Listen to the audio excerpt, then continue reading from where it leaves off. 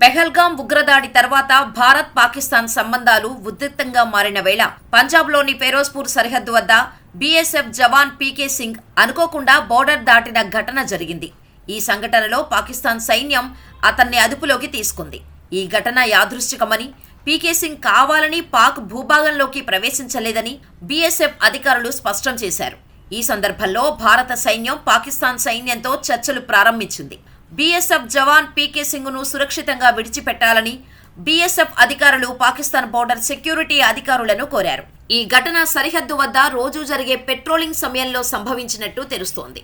ఫిరోజ్పూర్ సరిహద్దు ప్రాంతంలో దట్టమైన పొగమంచు లేదా సరిహద్దు గుర్తుల అస్పష్టత వల్ల జవాన్ అనుకోకుండా పాక్ భూభాగంలోకి ప్రవేశించి ఉండవచ్చని అధికారులు అనుమానిస్తున్నారు. భారత్ తరపున ఉన్నత స్థాయి అధికారులు పాక్ రేంజర్స్తో ఫ్లాగ్ మీటింగ్ల ద్వారా చర్చలు కొనసాగిస్తున్నారు. ఈ ఘటన జమ్మూ కాశ్మీర్లోని పెహల్గాం వద్ద జరిగిన ఉగ్రదాడి తర్వాత సంభవించడం గమనార్హం. మంగళవారం బైసరన్ వ్యాలీలో జరిగిన ఈ దాడిలో 26 మంది పర్యాటకులు ప్రాణాలు కోల్పోయారు. వీరిలో కొత్త జంటలు కూడా ఉన్నారు. ఈ దాడిని భారత్ తీవ్రంగా పరిగణించి పాకిస్తాన్పై దౌత్యపరమైన ఒత్తిడి పెంచింది. పాక్ పౌరులకు భారత్లో ప్రవేశం నిషేధించడం, ఇరు దేశాల దౌత్య కార్యాలయాల సిబ్బందిని తగ్గించడం వంటి కఠిన చర్యలు తీసుకుంది. ఈ నేపథ్యంలో జవాన్ బందీ ఘటన సరిహద్దు ఉద్రిక్తతలను మరింత పెంచింది. గతంలో కూడా ఇలాంటి సంఘటనలు జరిగాయి. 2019లో భారత వైమానిక దళ పైలట్ అభినందన్ వర్ధమాన్ పాకిస్తాన్ సైన్యం చేతిలో బందీగా మారారు. బాలాకోట్ ఎయిర్ స్ట్రైక్ తర్వాత జరిగిన గగన యుద్ధంలో అతని విమానం కూలిపోవడంతో పాక్ సైన్యం అతన్ని అదుపులోకి తీసుకుంది. అయితే అంతర్జాతీయ ఒత్తిడి, భారత దౌత్యపరమైన చర్యల కారణంగా అభినందన్ను 48 గంటల్లో విడిచిపెట్టారు.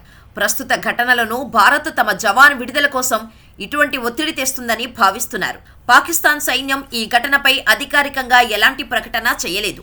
సోషల్ మీడియాలో కొంతమంది నెటిజన్లు ఈ ఘటనను పెహల్గాం దాడికి ప్రతీకారంగా పాక్ సైన్యం చేసిన చర్యగా చిత్రీకరిస్తున్నారు. అయితే భారత అధికారులు ఈ వాదనలను తోసిపుచ్చారు. రక్షణ మంత్రి రాజ్నాథ్ సింగ్ పెహల్గాం దాడికి త్వరలో గట్టి సమాధానమిస్తామని హెచ్చరించిన నేపథ్యంలో ఈ ఘటన సరిహద్దు వద్ద మరింత జాగ్రత్తలు తీసుకునేలా చేసింది. భారత సైన్యం పీకే సింగ్ విడుదల కోసం అన్ని దౌత్య మార్గాలను ఉపయోగిస్తోంది.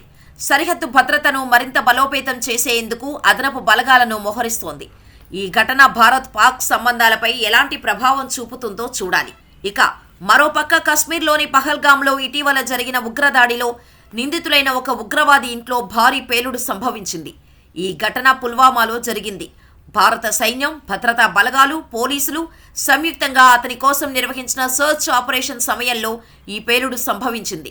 భారత సైనికులను చంపేందుకే ఆ ఉగ్రవాది ఈ ట్రాప్ పెట్టినట్టు తెలుస్తోంది.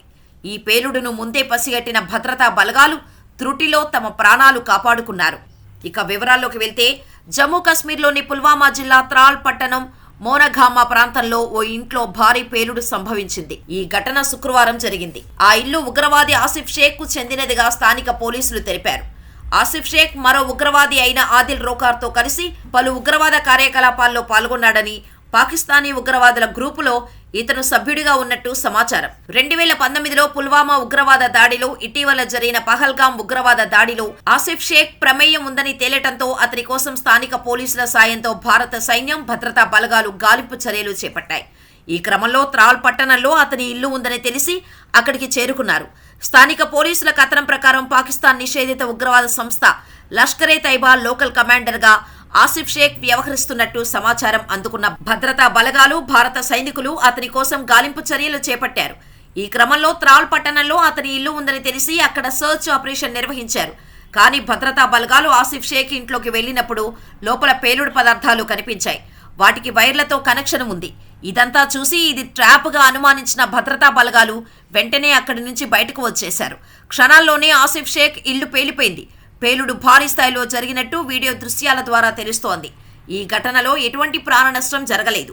అయితే భారత సైనికులను హతమార్చేందుకు ఉగ్రవాదులు ఆసిఫ్ షేక్ ఇంట్లో ట్రాప్ చేసినట్టు పోలీసులు తెలిపారు. అయితే ఆ పేలుడు భారీ స్థాయిలో ఉండటంతో ఎటువంటి పేలుడు పదార్థాలు ఉపయోగించారనే కోణం విచారణ జరుగుతోందని పోలీసులు తెలిపారు. ఉగ్రవాది ఆసిఫ్ షేక్తో సన్నిహితుడైన లష్కరే ఉగ్రవాది ఆదిల్ రోకార్ అలియాస్ ఆదిల్ గురి ఇంటిని భారత సైన్యం కూల్చివేసింది. ఈ ఘటన బీజేపీహార్లో జరిగింది. ఆదిల్ రోకార్ కూడా పహల్గాం ఉగ్రవాద దాడితో లింకులున్నాయని పోలీసులు తెలిపారు. బీజ్బెహార ప్రాంతానికి చెందిన ఆదిల్ 2018లో పాకిస్తాన్కు దొంగచాటుగా వెళ్లి అక్కడ ఉగ్రవాదుల స్థావరాల్లో ట్రైనింగ్ పొందాడు. ఆ తర్వాత బిజ్ బెహారాకు 2024లో తిరిగి వచ్చి దేశ వ్యతిరేక ఉగ్రవాద కార్యకలాపాలకు పాల్పడుతున్నట్టు ఇంటెలిజెన్స్ సమాచారం అందించింది.